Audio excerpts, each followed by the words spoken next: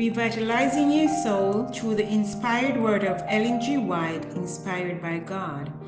This is your daily manner coming to you from Eden's Nutritious Streets. Beloved, I wish above all things that thou mayest prosper and be in health, even as thy soul prospereth.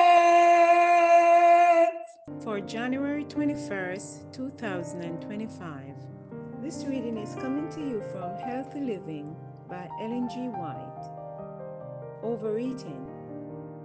If more food is eaten than can be digested and appropriated, a decaying mass accumulates in the stomach, causing an offensive breath and a bad taste in the mouth. The vital powers are exhausted in an effort to throw off the excess, and the brain is robbed of nerve force. Nearly all the members of the human family eat more than the system requires.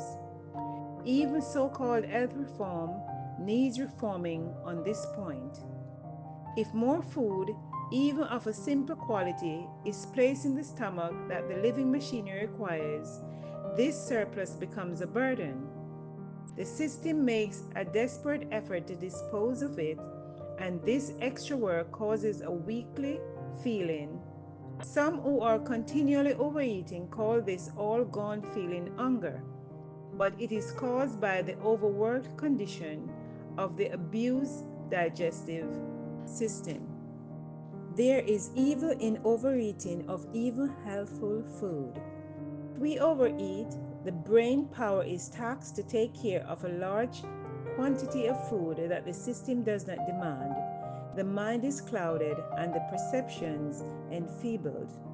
When the brain is constantly taxed and there is a lack of physical exercise, they should eat sparingly, even of plain food.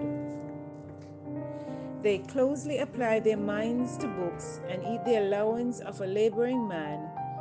Under such habits, some grow corpulent because the system is clogged. Others become lean, feeble, and weak because their vital powers are exhausted in throwing off the excess of food. The liver becomes burdened and unable to throw off the impurities in the blood, and sickness is the result. Overeating, even of the simplest food, benumbs the sensitive nerves of the brain and weakens its vitality. Overeating has a worse effect upon the system than overworking. The energies of the soul are more effectual prostrated by intemperate eating than by intemperate working. The digestive organ should never be burdened with the quantity or quality of food which it will tax the system to appropriate.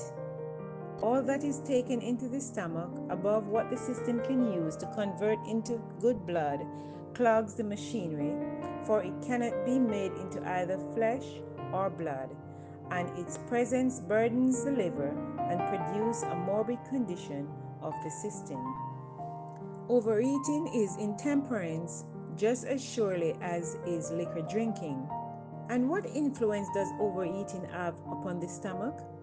It becomes debilitated, the digestive organs are weakened, and disease, with all its strain of evil, is brought on as a result. If persons were diseased before, they thus increase the difficulties upon them and lessen their vitality every day they live. They call their vital powers into unnecessary actions to take care of the food they have placed in their stomachs. What a terrible condition is this to be in! Eating merely to please the appetite is a transgression of nature's law. Often, this intemperance is felt at once in the form of indigestion, headache, and colic. A load has been placed upon the stomach that it cannot care for, and a feeling of oppression comes. The head is confused, the stomach is in rebellion. These results do not always follow overeating. In some cases, the stomach is paralyzed. No sensation of pain is felt, but the digestive organs lose their vital force. The foundation of the human machinery is gradually undermined and life is rendered very unpleasant. I therefore beseech you to be hearers as well as doers of the Word of God and the inspirational pen of Ellen G. White. Be sure to listen tomorrow for another Daily Manna coming to you from Eden's Nutritious Street. Thank you for listening. That thou mayest prosper and be